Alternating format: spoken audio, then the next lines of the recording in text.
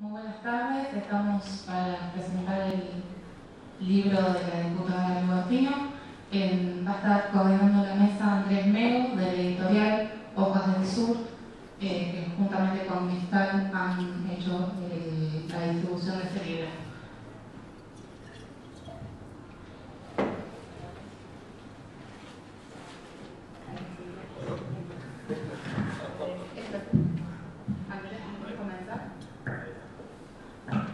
Nos cambiamos de lugar. Bueno, mucho no voy a hablar, porque en realidad quisiéramos escuchar a María José sobre el libro. Ella es la escritora, la autora.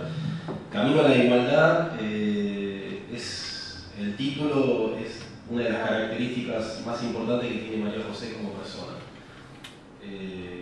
Camino habla de una permanente actividad, y aquellos que conocemos a María José Lubertino está permanentemente activa, caminando, tratando de poder llevar adelante proyectos continuamente para poder hacer mejor y más útil la vida de la gente. El libro es para aquellos que no lo han podido leer, que todavía no lo tienen, y es no solo la biografía y un poquito de todo lo que es María José, sino que tiene toda su trayectoria, y es muy interesante poder conocer a aquellos que no la conocen, de dónde arrancó toda esta pasión que ella tiene con la política, con la militancia.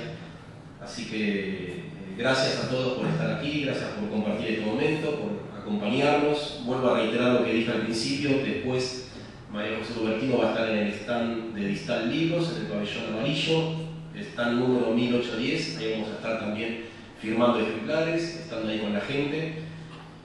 Y bueno, le voy a dar lugar a Luciana, una de las panelistas que nos acompañan, para luego después presentar a María José ya para que hable con nosotros del libro. Bueno, Luciana Frecker es periodista, muy comprometida con la lucha por temas de género y derechos humanos, compañera de muchos temas con María José Lubertino, periodista de Página 12, y bueno, va a estar compartiendo su impresión del libro. Bueno, yo a veces soy una periodista seria, pero siempre que puedo soy más periodista que seria, y en este caso, drásticamente hay un título en este libro que no es Camino a la Igualdad, que sería el título políticamente correcto. Vos me vas a perdonar, María José, pero yo voy a hacer lo que vos haces, que es hacer lo que quiero. El gran título de este libro es que María José Lubertino se casó virgen. Ese es el título de los diarios de mañana que cubren esta presentación, si es que lo cubren. Mucho más, teniendo en cuenta, y esto me sorprende, que acabo de terminar de leer una biografía que en este caso es no autorizada, la de Gabriela Michetti, de Fernando D'Amato y Sol, que cuenta que Gabriela Michetti no se casó virgen, y encima le dijo a dos novios que era virgen. Y más allá del chiste y la ironía de esto, a mí realmente me llamó la atención, porque quiere decir que los sectores de la ciudad más conservadores y que más nos han hecho retroceder en nuestros derechos sexuales y reproductivos han gozado sin tener el peso de la Iglesia Católica, la que apoyan en sus lobbies legislativos, resolvieron su sexualidad sin el peso de la Iglesia.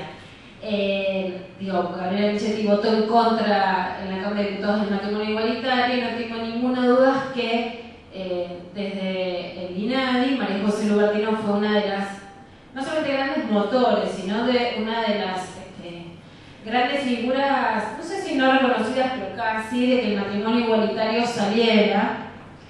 Y también es una luchadora que a veces a las periodistas y periodistas nos ayuda mucho con algunos datos, como que hace 2 años, que es el último dato que por lo menos yo tengo del presupuesto de la ciudad que había estudiado María José, a pesar de que la ley de educación sexual integral es obligatoria, mi hijo Benito sabe que lucho mucho porque se ponga en los colegios, porque voy de clase en su colegio, no sabe cómo amordazarme, me va a poner una ley mordaza peor a la que puso mi amigo Mariano Narodowski a los docentes. Solo había gastado 1.000 pesos.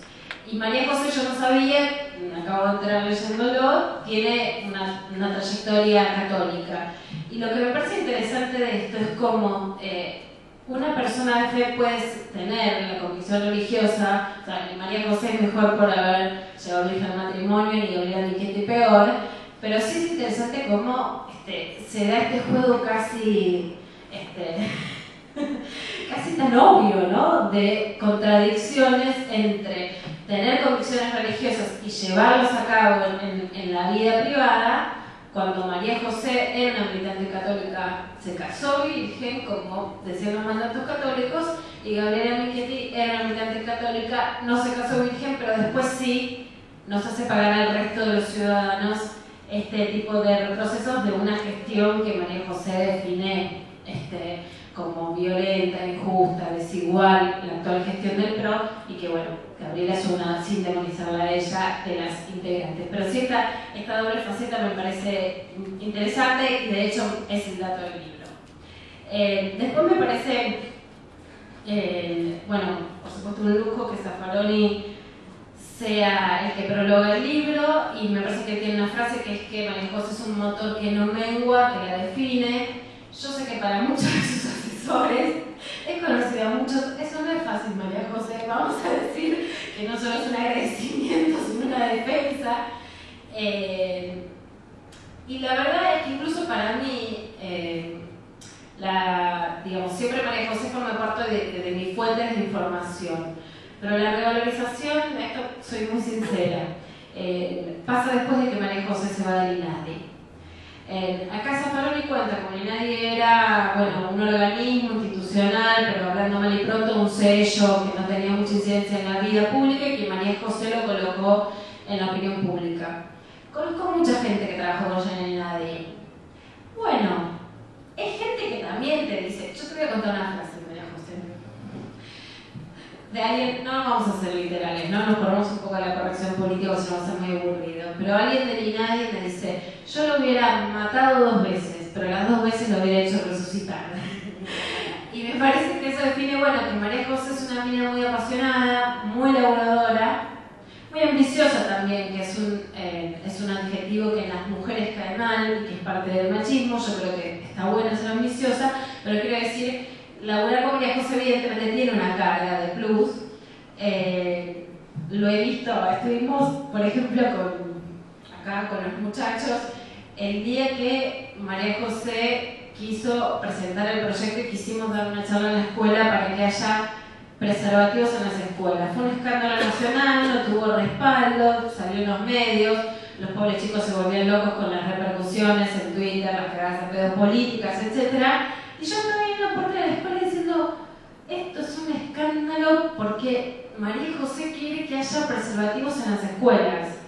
No sé si alguien vio un programa que se llama Bailando por un Sueño y vio alguna situación de sexo explícito en la televisión, porque yo sí, de hecho por eso tenemos muchos problemas con ver televisión con nuestros hijos, pero me parece que haya preservativos en la escuela sería un dato muy poco menor cuando se está hablando en casi todos los programas de televisión cuánto cobran, o mejor dicho, a cuánto poco le pagan o no a las mujeres o esclavas sexuales, etcétera, en la televisión. Entonces sé que estar alrededor de María José no es fácil, pero también fui entendiendo y valorizando, y esto es cierto, que esas jugadas de María José, de dar un paso adelante, eran jugadas que las necesitábamos. La verdad que una televisión que muestra un erotismo sin metáforas, una derivación de la mujer que es muy difícil para las minas vivirlas, incluso para las minas que trabajamos en los medios,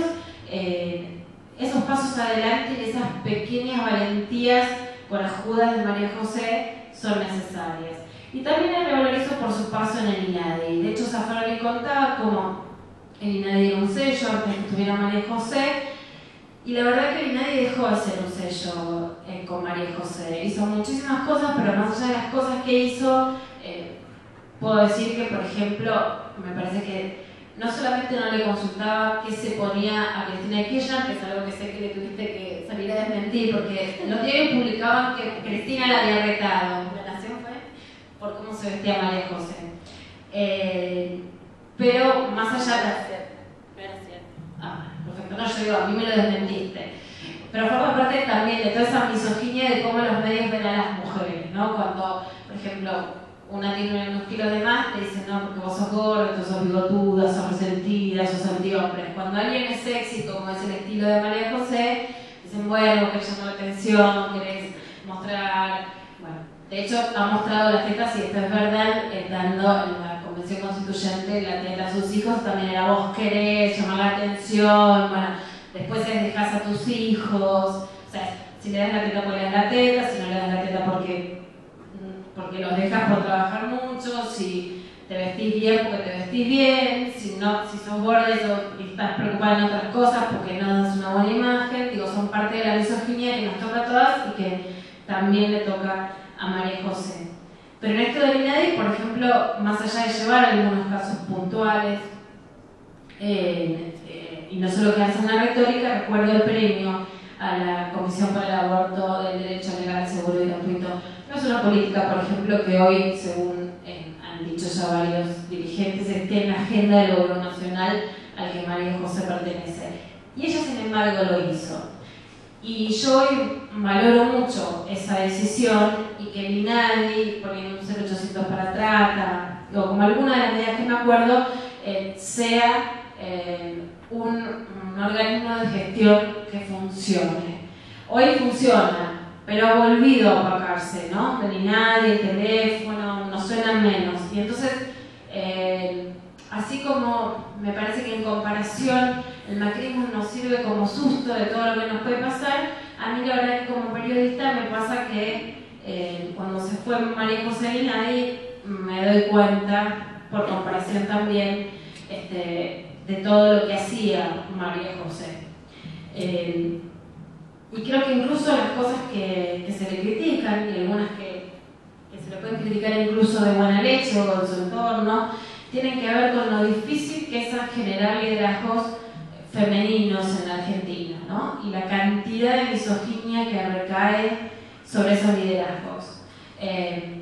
Ella contaba que en el libro que su papá no llegó a la luna, pero llegó a tener tierra de la luna y llegó a lo de Mirta Legrand. Bueno, ahí entendemos sus ganas de estar siempre en los medios, no ser menos que papá. Y bueno, si su papá tuvo tierra de la luna, ya no podía ser menos. Así que, digamos, es sin lugar a dudas una mina ambiciosa, que le gusta aparecer, que le gusta estar, que le gusta estar en el discurso público. Lo que yo me pregunto es si eso es malo. Y cuáles son los costos que tienen que pagar las mujeres que se plantan y dicen, sí, yo quiero estar, yo quiero aparecer, yo quiero tener poder, que sin duda es el perfil de María José. Y bueno, y todas estas cosas que le dicen, ¿no? Bueno, además no sabe de ser partidaria, quiere comunicar, está loca, que es algo que nos dicen a casi todas, está pendiente de Twitter, pero si no estás pendiente de Twitter no existís. Es autoritaria, pero si una mujer no es autoritaria no tiene la suficiente autoridad justamente para ejercer un cargo legislativo o ejecutivo. Vuelve loco a sus asesores, ahí les podemos dar la venia. No obedece, y ahí está el mandato de que las mujeres seamos obedientes, es transgresora. No entiende que la negociación anula convicciones, y ahí es donde yo sinceramente más la admiro. Es una mujer que no ha dejado sus convicciones de lado más allá de las líneas partidarias y uno puede o no estar de acuerdo con sus convicciones, pero sus convicciones las lleva adelante. Quiere ir más allá y me vuelvo a preguntar si eso tiene algo de malo, para mí no. Trabaja las 24 horas, lo cual es cierto. Después nos enteramos que hace algo así como Kung Fu y eso le da un respiro, pero esas son recetas de libros de autoayuda que tal vez llegan el segundo. Bueno, lleva a sus hijos con ella, eso de fe, porque hemos compartido así, tal vez hemos estado un poco más cerca. Y también algo que nos enteramos es que fue nadadora, lo compartí con mi hermana Daniela, esa relación que me está acompañando.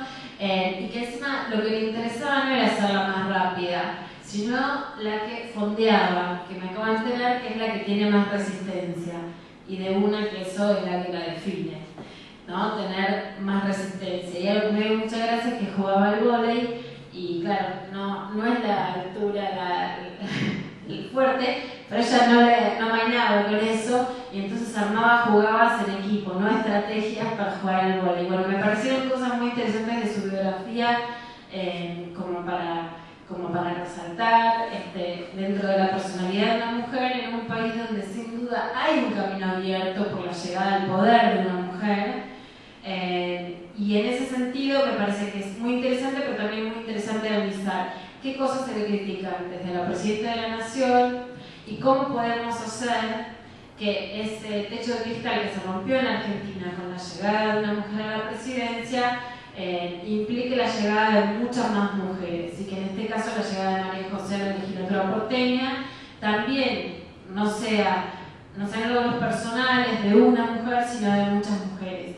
Y en ese sentido hay una cantidad de temas que yo sé que le preocupan a María José: la falta de presupuesto para la educación sexual, la legalización del aborto, una normativa para el aborto no punible en la ciudad de Buenos Aires, un tema que muy pocos tratan, que ella trató en el INADI, que era muy interesante, que era la inserción de mujeres en cargos de poder en las empresas, un feminismo que no es un feminismo de mano dura, por ejemplo con el femicidio tiene una postura interesante, que sea que se ponga en el Código Penal, pero sin creer que el Código Penal va a solucionar diferencias entre hombres y mujeres, el saneamiento del riachuelo, los preservativos en las escuelas, que la verdad, por más que generen mucho quilombo, serían muy bienvenidos, no la estigmatización de los y las jóvenes, la mayor referencia cultural de la comunidad afroamericana o los negros en Argentina, el fomento del matrimonio igualitario sin lugar a dudas del INADI,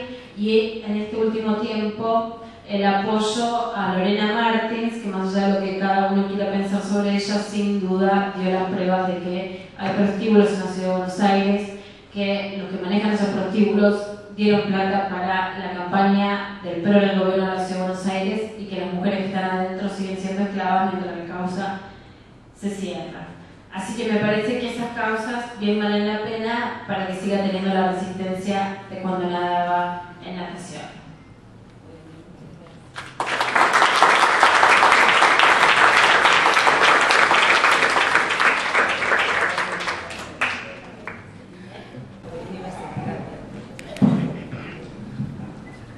Y ahora, sin más preámbulos, va a hablar María José Dubertino, política actual legisladora de la Ciudad de Buenos Aires y autora del libro Camino al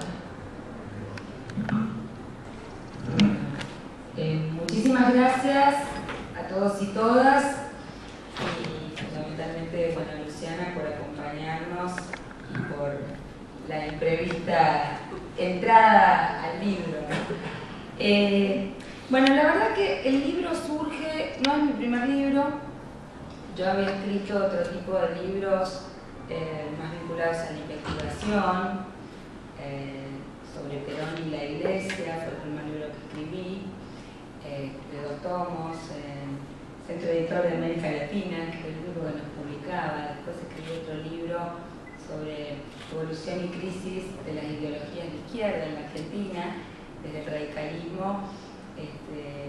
Había abierto las puertas del Comité Capital del UCR a personajes bastante insólitos que nunca se imaginaron de la izquierda que iban a pisar esas fronteras, y habíamos hecho un seminario muy interesante, y después hicimos con Portantiero, con Borón, gente que realmente estaba muy lejos de los radicales. Habíamos hecho un libro muy interesante en la convicción de que los 80 eran un caldero de ideas en un momento interesante para comenzar la democracia.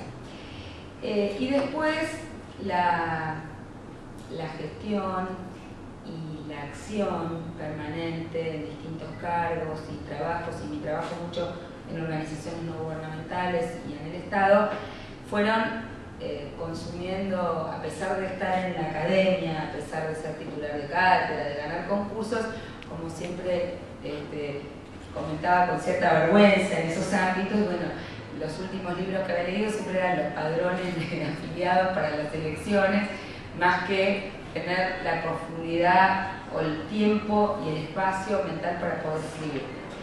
Y por supuesto todo el tiempo del INADI era de una riqueza infinita, pero sin poder compartir ni comentar lo que estaba pasando en términos políticos en la Argentina y lo que nos estaba pasando a nosotros desde esa agenda del INADI. Entonces, el libro comienza a ser escrito casi en el final del INADI, en el 2009, y es reescrito varias veces y completado y agregado, esta suerte de fotos o polaroids de momentos, porque primero yo quería contar las lecciones aprendidas en el INADI, después me di cuenta que no podía contar lo que habíamos hecho en el INADI si no contaba de alguna manera de cómo yo había llegado hasta ahí, porque la gente me dice, ¿y vos por qué se te ocurrió ser feminista? ¿Y a vos por qué se te ocurrió defender a los gays? ¿Y vos por qué? Y bueno, y todas las cosas tienen que ver con alguna historia desde mi infancia, desde mi adolescencia, desde mi juventud, de personas, de contactos, de deportes, de profesores, de familiares, de recorridos, de viajes. Y entonces tuve que rearmar un poco esa historia previa, que es algunas polaroids cuenta nuestra amiga, pero donde hay varios bloques en los cuales desde siempre, por las virtudes y los defectos aprendidos en mi hogar, de mis padres fundamentalmente, o de mi formación católica, fui siempre una militante y una perseverante de las causas. O sea, si las monjitas del colegio me decían que yo era defensora de pobres y ausentes, siempre me metía a defender a otro. Bueno, en el colegio que eso pasa, los chicos que dicen, oh, porque te metes. Yo era esa, la que iba ahí, era la piel de Judas para mi abuelo Antonio, y era para las monjas la defensora de pobres y ausentes, la que siempre terminaba por hablar y por tratar de resolver los problemas del otro afuera, en el rincón. Bueno, desde ahí hasta acá, aunque el tiempo pasa, van cambiando las situaciones, pero uno va funcionando más o menos parecido. Y mi vida tiene un primer tramo de 20 años de formación católica, de militancia católica y de profunda convicción de fe y de acción en una práctica que tiene que ver con la solidaridad, con los valores que muchas veces transmiten las religiones o algunas religiones, o donde conocemos mucha gente comprometida religiosamente y con valores. Pero se produce un corte muy fuerte para mí a partir de la Guerra de Malvinas, cuando yo estaba en la UCA, yo era la mejor alumna, la capitana del equipo de vuelo y la que armaba en los campamentos, como siempre, digamos, es decir, en todos los frentes tratando de hacerlo todo. Y viene primero Malvinas, y a partir de Malvinas y de mi posición entre ingenua e inconsciente, en medio de la dictadura y en medio de la guerra, yo me declaro en contra de la guerra de Malvinas, en un contexto en el que yo todavía ni siquiera estaba militando en la UCR, y empiezo a tirar del hilo de esa discusión donde Fuerzas Armadas, Iglesia, ocultaban y mostraban una historia, un país y un mundo que no era como era. Entonces, es tan fuerte mi impacto cuando empiezo a saber lo que había pasado en la dictadura, que me revelo, hago mi discurso de medalla de oro en la UCA prácticamente ya con, bueno, por supuesto ya tenía mi medalla de oro, ya tenía el título, pero fue un discurso por el cual después me echan de la UCA como docente, porque en la UCA no hay concursos, por supuesto, y ese es un primer cambio de piel de la Iglesia al radicalismo. Entonces, como buena militante, abrazo esta religión laica, el radicalismo, durante 20 años. Cuento allí anécdotas también de... O sea, yo soy una agradecida a todos estos tramos de mi vida y de la historia, porque voy analizando en el libro un poco mi vida, la historia, y cómo va habiendo estas tensiones de la justicia, de la libertad, de la igualdad, de la no discriminación, cómo se van concatenando hechos y sucesos en defensa de los derechos humanos, en defensa de la igualdad. Y voy aprendiendo de mis distintas fases vitales, como de mis distintas parejas, como de mis distintos lugares de trabajo, como de mis distintas militancias y formaciones, voy incorporando lo mejor de cada uno de ellos o de ellas o de esas etapas, ¿no?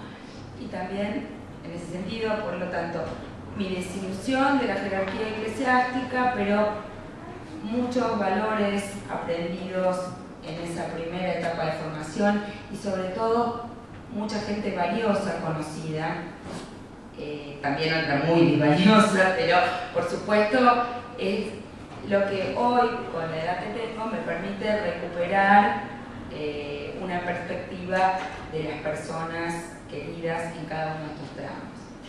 Y después tenía que contar también y explicar en un momento donde hoy los jóvenes tienen nuevamente fuerza en la militancia política, donde vuelve a haber participación política, donde se vuelven a entusiasmar con la política, que había habido otra historia, ¿no? Yo me acuerdo de mí misma, no sé si lo detallo en el libro, porque a veces hay cosas que sacamos y pusimos varias veces. El día que asume Néstor Kirchner, yo voté a Kirchner, pero yo venía del radicalismo, yo me considero una persona socialdemócrata, mi familia de origen era perfectamente gorila, yo la fui haciendo no gorilas con mis cursos vitales y con mi visión, y sobre todo creo que Alfonsín hizo de muchos de nosotros una generación de personas que venimos del radicalismo que no somos gorilas, que teníamos otra concepción de lo que es un movimiento nacional y popular. Pero me encuentro el día que asume Kirchner, yo era diputada nacional en el 2003, no de su fuerza política, entrando a la Casa de Gobierno y fundamentalmente de la mano con Manuelito, con mi hijo más grande, y había una erupción de una generación que era la generación del 73, y ellos cantaban con una alegría como que venían a completar un proyecto que les había quedado inconcluso. Y yo sentía, en mi participación colectiva en ese lugar, pero en la soledad de estar en ese contexto, que para mí, para mi juventud, que fue la del 83, nosotros también tenemos y tendremos asignaturas pendientes y tenemos que volver como generación a tener un protagonismo y una participación política y un peso en la historia, en este caso, bueno, nacional o de nuestro distrito, y cómo hacer un link, cómo hacer un camino en ese sentido, ¿no? Porque para mí era vital poder explicar qué hacía yo construyendo, compartiendo con este hombre que era Kirchner y su movimiento, una etapa de construcción, en ese momento primero como diputada, pero el bloque de Kirchner votaba y trabajaba dentro del Congreso en contra de las cosas que Kirchner decía en los medios de comunicación. Porque nosotros queríamos intervenir en Santiago del Estero, nosotros habló mucho de oposición, ¿no? Cuento anécdotas con varias diputadas. Yo estaba en el bloque socialista porque yo entré como diputada cuando muere Alfredo Bravo, ya se había roto la alianza, yo ya me había ido de la UCR cuando yo no llego a la debacle final, ¿no? de la alianza.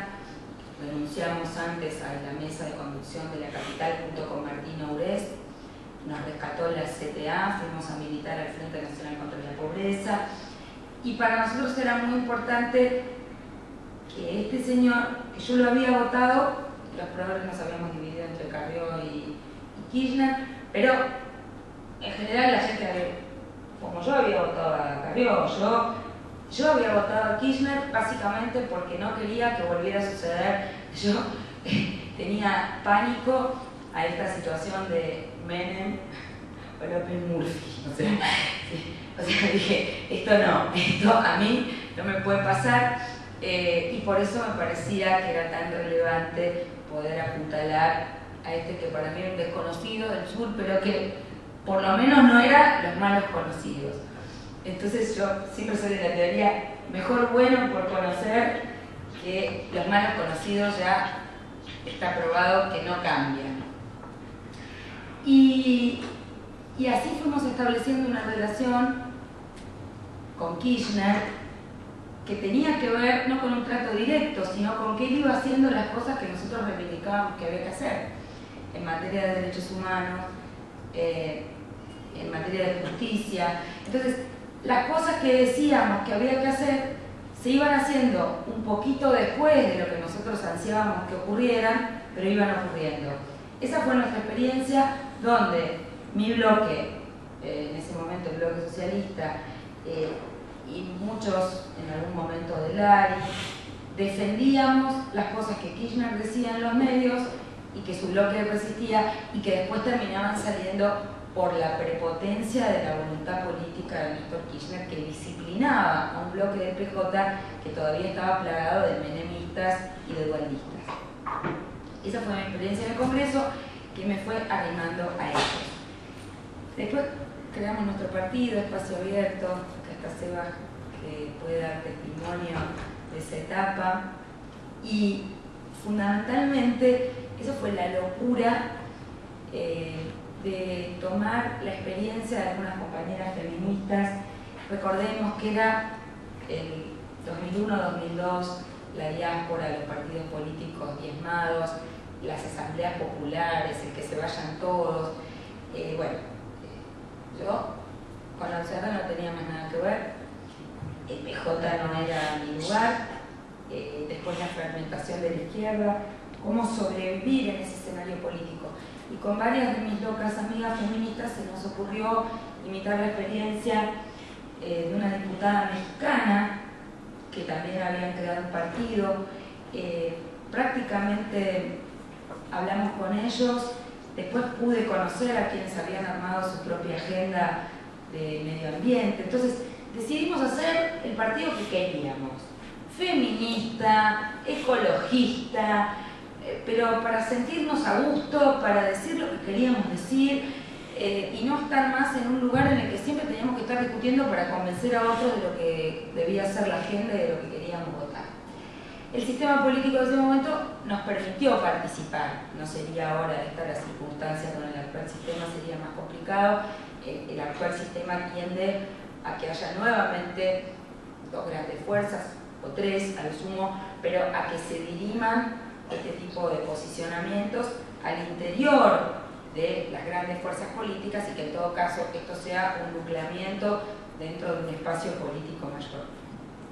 Pero Espacio Abierto puso en colores nuestra agenda, que yo no entendía, que denunciaría el INADI, pero las tres patas de la agenda de Espacio Abierto fundamentalmente han sido siempre, bueno, por supuesto, toda la agenda de paridad entre varones y mujeres, toda la agenda de la no discriminación, de la diversidad, de la igualdad, que llevamos adelante el INADI. Por eso yo siempre digo que en nuestra agenda de Espacio Abierto, nuestra gestión del INADI permitió llevar adelante un tercio, está con el tilde, está cumplido, y una fuerte agenda de ecología, de lo cual todavía algunos avances hay, pero mucho queda también por trabajar. Quiero cuenta todos mis agradecimientos y todos mis aprendizajes, por supuesto a la UCR, a la Internacional Socialista, al feminismo, donde además he tenido la oportunidad histórica de recorrer el mundo de chiquita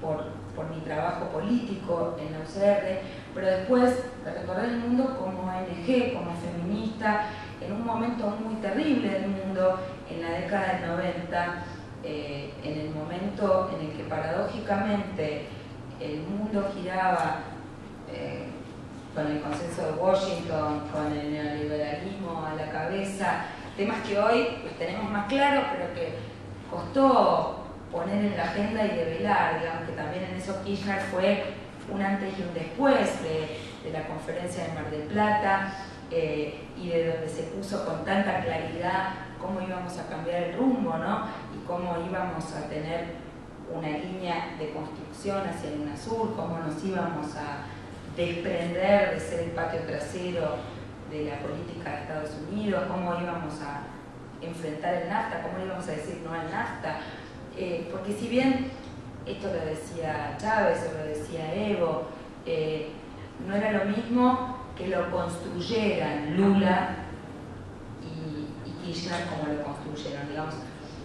Pero yo tuve el privilegio de haber podido, no quiero decir tener claridad porque suena pretencioso, pero el lujo de haber podido estar en lugares claves en el escenario internacional en momentos en que se construía esa tensión. O sea, mi militancia feminista me llevó a los foros internacionales en la década del 90, cuando construimos una serie de conferencias internacionales en materia de derechos humanos, en materia de medio ambiente, en materia de género, que también debatieron sobre la economía y el modelo económico global, ¿sí? Recuerdo que estaban quienes decían que el debate se debía dar en el marco de Naciones Unidas y en la institucionalidad, y los anarcomilitantes globales que en realidad cuestionaban la globalización y también las Naciones Unidas, o sea que había que tirar el agua y el bebé también. Entonces eso también fue una tensión muy fuerte dentro del campo de las organizaciones no gubernamentales, de los movimientos sociales, si era que éramos anti-Naciones Unidas y dábamos la batalla dentro de Naciones Unidas. Yo como buena política, por supuesto, defendí tanto en el ámbito interno, frente a que se vayan todos, el Estado de Derecho y la institucionalidad, y también en esa tensión del debate global, mi posición dentro del movimiento feminista, que tuvo un debate pero durísimo, siempre fue, éramos las llamadas las institucionalistas, pero nosotras entendíamos que había que cambiar, y hay que cambiar las instituciones de derecho, y hay que cambiar a pesar de las burocracias, y por eso defendíamos y defendemos el Estado de Derecho global, y por eso trabajamos tan fuerte para la construcción del Estatuto de Roma, y hubo una presencia tan activa de nosotras, las feministas, en la Conferencia de Viena, que es la que estableció digamos, los marcos más avanzados para la interpretación de los tratados de derechos humanos que se construyeron. Lo loco era que mientras el mundo y los estados nacionales iban en una dirección de exclusión, de violencia, de guerra, de un mundo cada vez más injusto, la intervención de las organizaciones no gubernamentales y nuestra capilaridad en el sistema de Naciones Unidas, como imperceptiblemente nos movimos en esos pasillos del subsuelo, hicieron que redactáramos textos, que hubiera interpretaciones nuevas de los tratados, que judicializáramos casos. Y esa capacidad que desarrollaban unas organizaciones en unas temáticas, nosotras, las feministas, el movimiento feminista global fue crucial, no solo para llevarlo a la propia agenda de género. Nosotras fuimos pioneras en extenderlo a debates en temas de justicia social, a debates en temas de derechos económicos y sociales, y muy avanzados.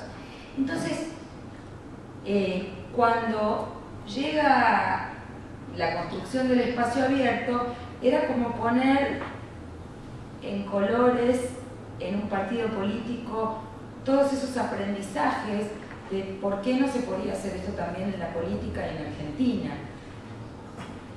Por supuesto, no entró ningún diputado cuando competimos con nuestra lista. Me acuerdo y lo cuento.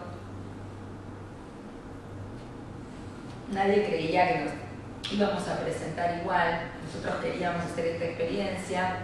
Aníbal Fernández ya me llamaba por teléfono diciéndome, bueno, nosotros necesitamos que ustedes se incorporen al Frente para la Victoria y no que vayan en una lista por su cuenta. Si te vamos a nombrar funcionario del gobierno, queremos que te incorpores al gobierno, sería bueno que no vayas a esa elección. Bueno, fuimos a la elección, hicimos nuestra experiencia. Para nosotros también era importante poner en agenda estas ideas, ¿no?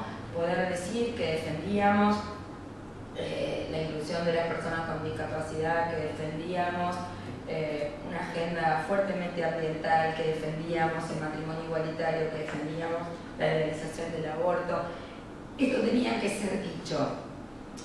Pero como la responsabilidad de la política es hacer que se mueva la rueda de la historia, tampoco creemos en la dinámica de los partidos testimoniales. Y a medida que fuimos estableciendo esta relación, cuando yo me incorporo al gobierno, cuando podemos trabajar en el INADI, eso genera una dinámica en la cual empezamos día a día a lograr que la agenda se cumpla, ¿no? A mí me parece que estamos en un momento muy importante. Yo creo que el gobierno de Néstor Kirchner y el gobierno de Cristina han logrado volver a poner la política sobre la economía. Creo que se ha avanzado en temas que son sustantivos. Para mí, el hecho de que los derechos humanos estén en una agenda prioritaria, que haya un sentido de acabar con la impunidad y que estén juzgando a los dictadores, a los torturadores. Esto es relevante, aunque alguna gente hoy se olvide o no se acuerde o no haya tanta memoria o no sea un tema del día a día, porque un país que permitió semejante grado de atrocidades, si esas atrocidades no se condenan, si esa gente no está presa, está condenado a ser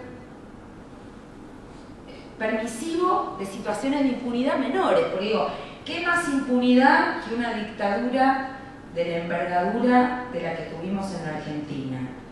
¿Qué más impunidad que la tortura? ¿Qué más impunidad que la muerte? ¿Qué más impunidad que la guerra? Estamos empezando a tirar del hilo de lo que pasó en Malvinas. No me cabe duda que la presidenta va a presentar como caso los crímenes de guerras en Malvinas.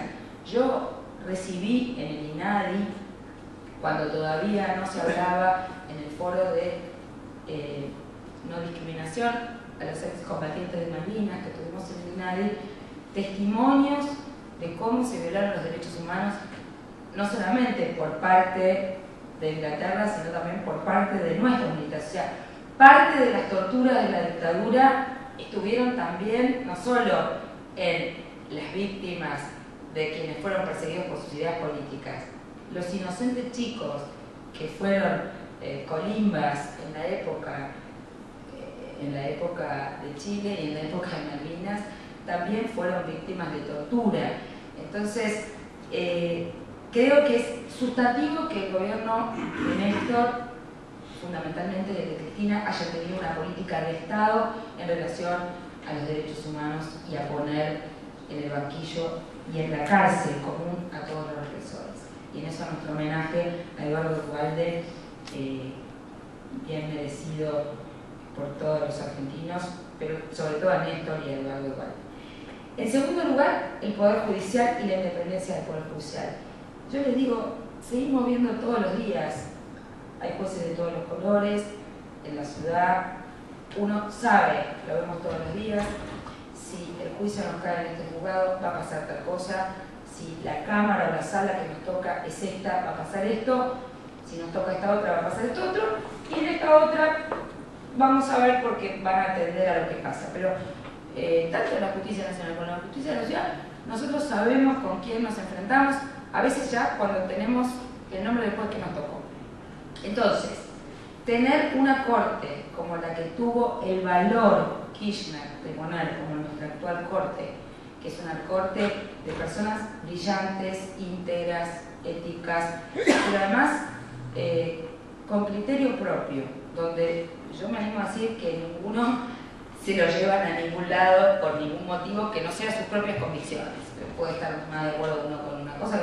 Y además, jueces con temas y con historias personales fuertes. Sabemos que la justicia, igual que el Ministerio de Educación, igual que la Cancillería, siempre fueron cotos de casa de fundamentalismo religioso, de determinadas pautas. Entonces, que una señora diga que es atea y defiende el aborto, hubo que hacer un poquito de fuerza en esa asamblea para que pusieran de jueza de la Corte a una de sus ministras, o Zaffaroni con sus posiciones de derecho penal. Entonces, es una Corte que para nosotros es una garantía. O sea, yo siempre siento que más allá de que todavía quedan jueces que vienen de otras capas geológicas, aunque ustedes saben que los que se alinean con el poder siempre se encarrilan, nuestra última garantía es esta Corte, más allá de los mecanismos de derecho internacional que también nos garantizan, pero a veces nos garantizan con un tiempo tarde para el justiciable. Y Néstor Kirchner no solo designó esta Corte, sino que además hizo un decreto de autolimitación en cómo designar a los jueces.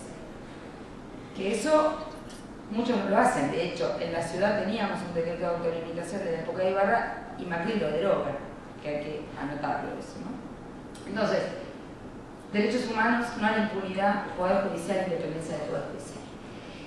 Y yo tuve el privilegio de ser funcionaria del gobierno de Néstor y de Cristina, y les puedo dar fe de que yo he sido parte de dos gobiernos radicales anteriores en distintos lugares y por supuesto como militante en distintos niveles, pero nunca vi un gobierno de personas militantes, comprometidas, trabajadoras, donde, bueno, empezando por Néstor y por Cristina, porque me acuerdo cuando subió Cristina, si se quedaban más horas en Olivos, si tenían que ir a la peluquería y llegaban más tarde. ¿Vos te acordás de las cosas que le dijeron a esta mujer? Bueno, ¿qué? Pero hacemos nuestros comentarios después de género, porque hay como, yo tendría que contar cosas que tienen que ver con la historia nacional, cosas que tienen que ver con la no discriminación y la igualdad, y después muchas otras cosas, anécdotas ricas. Podríamos hacer como varios recorridos de lectura del libro, pero digo, lo maravilloso de haber compartido era un gobierno de militantes, que decir, tipos que laburan 24 horas, no sé, tipos que laburan las 24 horas. Porque digo, yo no encuentro gente como yo en todos lados, yo laburo 24 horas. Y este es un gobierno donde yo les puedo dar fe, empezando por Néstor, que es un obsesivo, siguiendo por Cristina, que nos tendremos que poner los rulos y poner ropa bonita, pero también laburamos 24 horas, porque producimos también es parte de nuestro trabajo. Pero y nos gusta. Pero además, militantes de 24 horas quiere decir gente a disposición. Yo era una funcionaria con rango de secretaria, con rango de subsecretaria, y llamaba a cualquier ministro y tenía teléfono abierto y tenía un sí, y nadie se pudo llevar adelante y pasar de una oficina sello de goma de 15 empleados en un sucucho que se caía a pedazos en una terracita del Ministerio del Interior, a tener sedes en las 24 provincias con 400 empleados concursados o con planta, con programas, con un programa de televisión al aire, con, no sé, lo que se pueda imaginar, programas para la no discriminación de las más exóticas diversidades de grupos, y con atención al público, con 24 horas online, etc. Eso se pudo hacer porque estuvo el aval político de Kirchner, sin el cual no hubiéramos podido hacer nada, pero que además era fuego contra fuego, porque digo, yo soy jugada en mis posiciones y en mis ideas, pero él alimentó, permitió y liberó todas las energías que nosotros teníamos. Esos cambios se pudieron hacer por la decisión política de Kirchner, por el trabajo incansable de todos los ministros, porque un área que se tiene que encargar de la no discriminación se encarga de la no discriminación en la educación, en el trabajo, en la salud. Entonces, esos ministros me abrieron las puertas de sus ministerios para que nosotros pudiéramos, idea que se nos ocurría, programa que se armaba para la no discriminación de las personas trans en el Ministerio de Salud, para la no discriminación de los afro en el Ministerio de Educación, cambiamos los libros de texto, o sea, nos pusieron a disposición, pudimos articular, pudimos generar sinergia, algunos ministerios mucho más porque la demanda es más fuerte, trabajo, educación, salud, pero trabajamos con todos, o sea, con economía, con cancillería, y eso es parte de lo que fue generándose en el gobierno de Néstor. Hubo cambios que tienen que ver con la justicia social, con la inclusión. El gobierno de Néstor fue el gobierno para recuperar el empleo y el trabajo digno. Pero además, nosotros pudimos lograr que saliéramos de una agenda de la no discriminación a una agenda de la igualdad. Nosotros entramos con un INADI que era el INADI de la no discriminación y de la tolerancia de estos grupos, de esta cosa, de esta gente que es diferente. Y nosotros construimos, abriéndole las puertas del Estado a los grupos más diversos, que se sentaron como funcionarios. Es decir, algunas ONG me criticaban y decían que yo vaciaba las ONG porque las incorporábamos al Estado, pero las incorporábamos no solo para designarlos en un cargo, sino porque además del que designábamos en el cargo, se armaba un foro de la sociedad civil que a su vez generaba participación, lo que dirían los funcionarios, para molestarnos a los que estábamos adentro del Estado. Como siempre concebimos la política, o sea, obviamente que abrir las compuertas y generar e instituir mecanismos de participación genera molestia a quien está ocupando un cargo, una función. Lo mismo que los mecanismos de información, lo mismo que los mecanismos de transparencia, pero el círculo virtuoso de la gestión pública tiene que ver con poner a disposición información, generar participación, generarnos la propia molestia que viene de afuera, que a veces tiene intereses contradictorios, que a veces tiene visiones distintas, y volver a rendir cuentas de la gestión y volver a monitorear. Entonces, todas las cosas que nosotros teníamos en nuestra teoría de ONG, de socialdemocracia, de cómo gestionar, de cómo colgar el presupuesto online, de cómo la gente puede decidir, debatíamos porcentajes del presupuesto del INADI, se ponían en debate participativamente con el área o el programa o el foro de la sociedad civil encargado de la temática. Y nosotros sabemos de los avances que se produjeron en el nivel nacional, tanto en los temas de derechos humanos, en los temas de igualdad e inclusión, en los temas que tienen que ver con la agenda ahora de la igualdad, no en el sentido exclusivamente material, sino también en el sentido de igualdad como inclusión de la diversidad. Porque logramos que los temas que eran del INADI se convirtieran en la agenda política del Estado Nacional.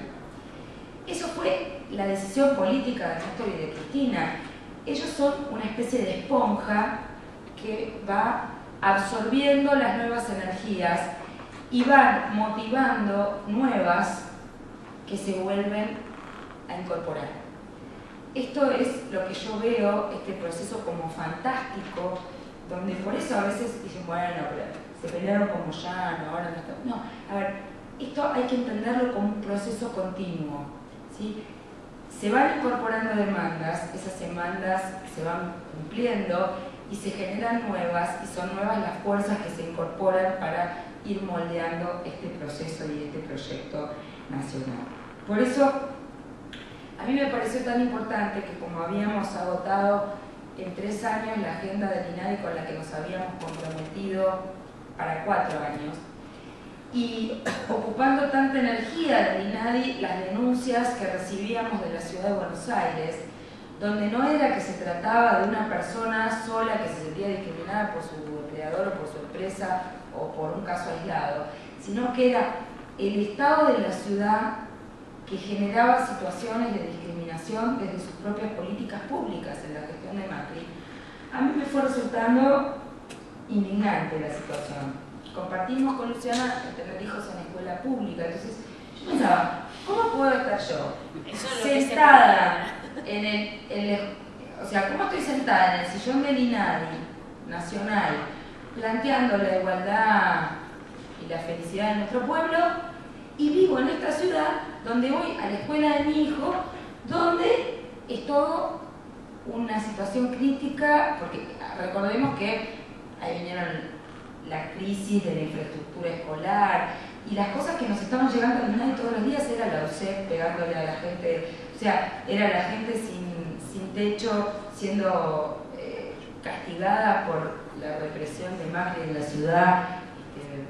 Bueno, no voy a entrar en detalles, pero ustedes saben las cosas que me refiero. Entonces, ahí es donde yo hablo con Kirchner y le digo, mira, yo creo que lo mejor que yo puedo hacer, yo siento que tengo la edad, la responsabilidad, la capacidad, nosotros tenemos que dedicarnos a la política de la ciudad y nosotros tenemos que ir a cambiar la ciudad de Buenos Aires. Por eso mi candidatura como diputada de la ciudad y por eso la decisión de construir una alternativa para la ciudad de Buenos Aires de acá al 2015 y sobre todo con la experiencia acumulada, no solo de la gestión del INADI y tanto gestión, sino también que desde el INADI construimos una red de ciudades por la igualdad y la no discriminación, que fue destacada por la UNESCO, porque después tomaron nuestro modelo de red de ciudades por la diversidad y la inclusión como un modelo UNESCO para otros países que se ha extendido y expandido a Brasil, a Uruguay. Realmente están creciendo muchas ciudades y nos llaman las ciudades europeas para que quieren tomar la plataforma de los puntos que construimos en la coalición de ciudades contra la discriminación y por la diversidad.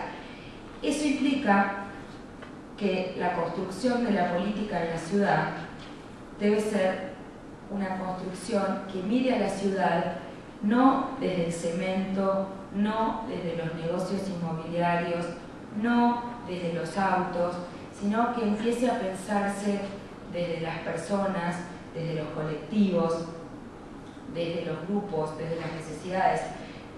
Dice Tonucci, el pedagogo italiano, que si una ciudad es buena para los niños, y una ciudad, si escuchamos a los niños y los proyectos de ciudad que ellos nos contarían, si nos cuentan los niños sus necesidades en una ciudad, no solo en la escuela, no solo en su hogar, no solo en una plaza, sino si los niños nos dicen con sus ojos cómo quieren ver una ciudad. Y si pudiéramos construir una ciudad que fuera amigable para los niños, la ciudad sería seguramente más amigable para todos y todas. Bueno, lo que yo traté de hacer cuando constituimos la red de ciudades libres de discriminación en el INADI fue pensar esos puntos para que la ciudad se mire a sí misma desde las diversidades. Queremos una ciudad que sea buena para los varones y las mujeres. ¿Eso qué quiere decir? La ciudad está pensada, construida para los autos que manejan los varones blancos de clases medias acomodadas. La ciudad está pensada para la infraestructura de hoy, digamos, durante esta gestión de Macri, nosotros vemos que proliferan los negocios desde una dinámica de la codicia inmobiliaria, depredadora, donde se arrasa la identidad de los barrios, donde no se respeta el patrimonio, donde tenemos una legislatura que es violada sistemáticamente. Hicimos el otro día un entierro de la legislatura PRO organizado por todos los grupos víctimas de los 102 vetos de Macri, porque básicamente lo que pasa es que si las leyes que sancionan la legislatura, cuando no las veta, no las reglamenta o no las cumple.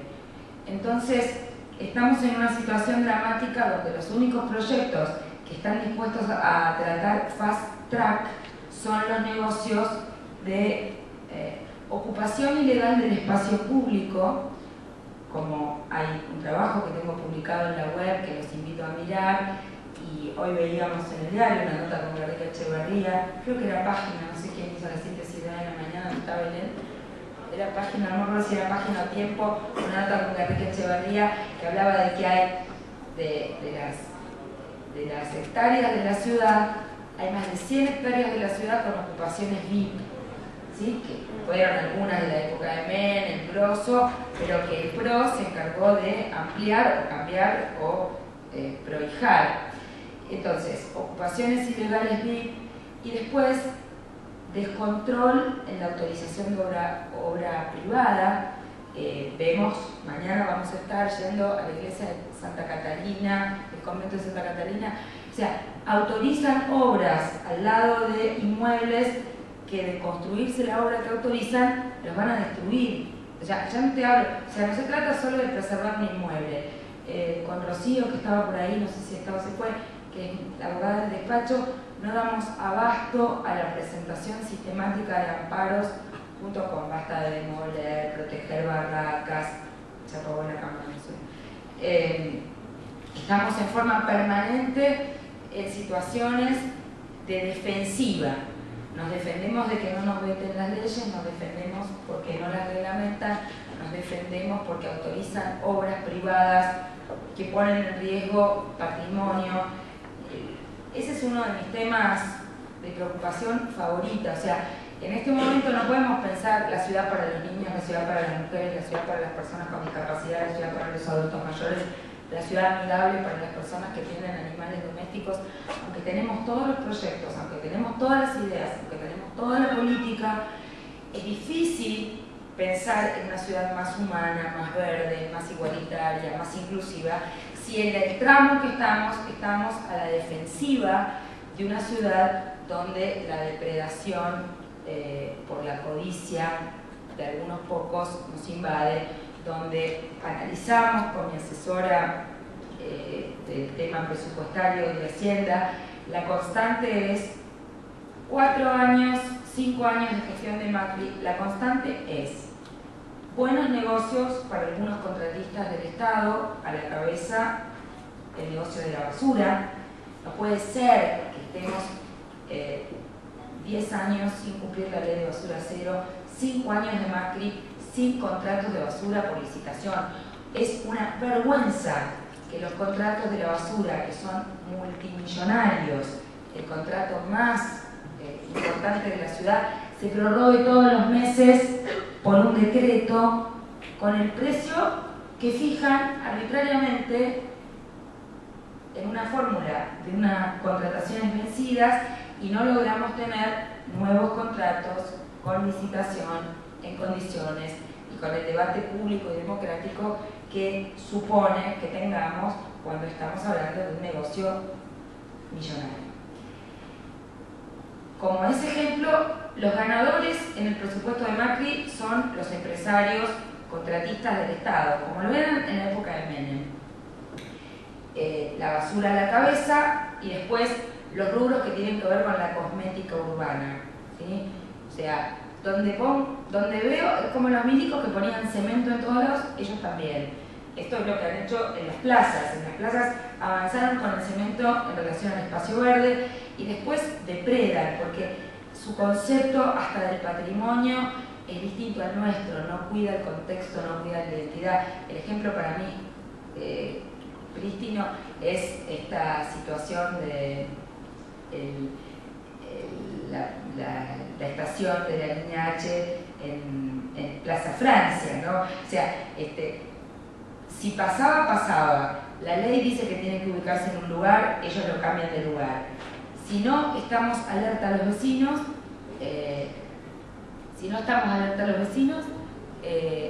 habían hecho el pozo, sacaron los árboles añejos. Pero además, el patrimonio no es 5 palmeras que trasladen. Eso es un parque diseñado por Thais, donde no se trata solo de que la palmera no se le muera con la mudanza. Si rompió la estética, los corredores, donde estaba, es paisajísticamente patrimonio. No entienden ese concepto. Es como cuando me peleo con Lombardi defendiendo la confitería Richmond, me dice, bueno, Albertino, no se puede. A ver, es el ministro de Cultura de la ciudad el que le tiene que explicar a los empresarios que una cosa es rentabilidad, y no me cabe duda que cualquier café en la calle Florida es rentable, porque todos los días se hablan cadenas de cafés.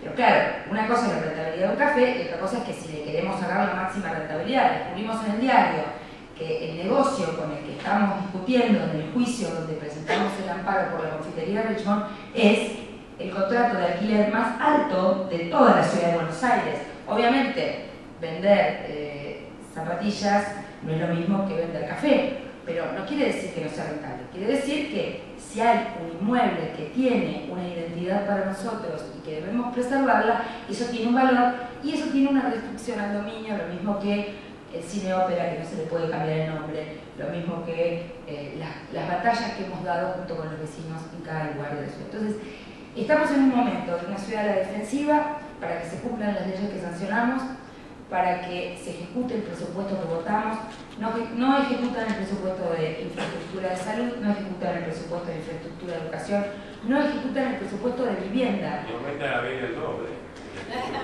Gracias por esta pregunta. Es así. Lo único que hicieron fue hacer caja con el aumento, porque aún antes de este aumento, el ingreso por impuestos se había duplicado. O sea, Macri duplicó antes de este último impuestazo que estamos resistiendo y organizándonos con la... Decime algo, en la historia de la ciudad, ¿cuándo se cobró la BL mensual? Nunca. Entonces, Nunca. es interesante decirlo. Por eso, no solamente cambiaron las reglas de juego, etcétera. De eso podemos hablar y va a haber una conferencia de prensa el miércoles. Hemos constituido una multisectorial con todas las organizaciones de usuarios, consumidores y diputados de diferentes bloques de oposición para presentar amparo colectivo para todos los casos donde no solo nosotros estamos en contra de cómo se hizo la ley de modificación, pero las facturas que están llegando violan hasta la ley que ellos votaron. Es decir, las reglas que ellos se fijaron, por eso, las reglas que ellos se fijaron, que iba a ser un aumento del 66%, se violó, hay casos que superan el 300%, entonces nosotros vamos a presentar un proyecto de ley para cambiar la ley que se votó, pero también vamos a acompañar el amparo colectivo a los vecinos que las tarifas de ABL que les están llegando ya violan la ley que el propio PRO sancionó. Como se nos acaba el tiempo y el horario, yo quiero cerrar con esto. Para mí es muy importante, este libro se ha leído por muchos jóvenes y por muchas personas para entusiasmarse con la política. Yo no entiendo la vida sin política, mi vida empieza y termina en la política. Hago política para dejarle un país mejor a mis hijos y también les quito horas a mis hijos porque creo que muchos otros chicos y mucha otra gente necesita de gente comprometida con la política. Me parece que estamos en un proceso importante donde Néstor hizo una transición, donde Cristina está profundizando un proyecto, donde todavía quedan muchos temas con interrogantes por definir y cada uno de nosotros somos jugadores en la definición de esos interrogantes, porque el camino no está escrito hasta el final. El camino de la igualdad es un camino que se va escribiendo y se hace más largo todos los días, porque es como las utopías. Entonces, el camino de la igualdad, que es para mí la sintonía fina, la profundización del proyecto, etcétera, etcétera, tiene todavía muchos temas en el plano nacional por profundizar y por modificar y por cambiar cosas que nos vienen de rémoras del pasado. No es que la presidenta no se da cuenta, no es que no lo registren. Lo que pasa es que las exigencias no se pueden llevar adelante en el mismo momento y no se pueden abrir todos los frentes, pero tenemos que producir transformaciones en términos de desarrollo económico sustentable y hay que acometer con profundidad el tema del medio ambiente y el desarrollo económico y el desarrollo social. Hay que trabajar fuertemente en cambiar el sistema de transporte, no porque haya ocurrido 11, porque la Argentina de la producción, del empleo, no puede tener que siga transportándose la carga en camiones. Digo, y quiero que esto registre lo que estamos diciendo, que no tiene que ver con que es una interna con Moyano o si ahora estamos más o menos amigos de la CGT. Tiene que ver con que, como lo dijo la presidenta el otro día, quienes estamos con responsabilidades no podemos llegar a la banca para defender ni nuestras intereses personales ni nuestras historias y trayectorias individuales. Tenemos que tratar de construir un interés colectivo y eso implica poner límites a las corporaciones, como se pusieron límites con la 125, como se puso límite con la ley de medios, como se puso límite con los cambios que se hicieron ahora en IPF. Bueno, hay que profundizar esos cambios a nivel nacional y en la ciudad tenemos que salir de esta etapa de resistencia a la desigualdad y la exclusión. Yo tengo mucha expectativa en que podamos en la elección del 2013 revertir y lograr una mayoría en esta. Necesitamos ganar en la Ciudad de Buenos Aires en la elección de medio término del año próximo, porque es imprescindible pivotear allí con una legislatura que nos haga más amigable el camino para revertir el signo político de la ciudad. Y esto se hace con más sensibilidad y con más conciencia, y es un rol muy importante el que las clases medias y los sectores medios tenemos que llevar adelante en esta batalla en la Ciudad de Buenos Aires, porque no es una batalla solo por intereses económicos concentrados o quienes se aprovechan del Estado para la rentabilidad y los negocios propios, sino es un cambio cultural para hacer que Buenos Aires sea orgullosamente la capital de todos los argentinos, pero también esta ciudad global,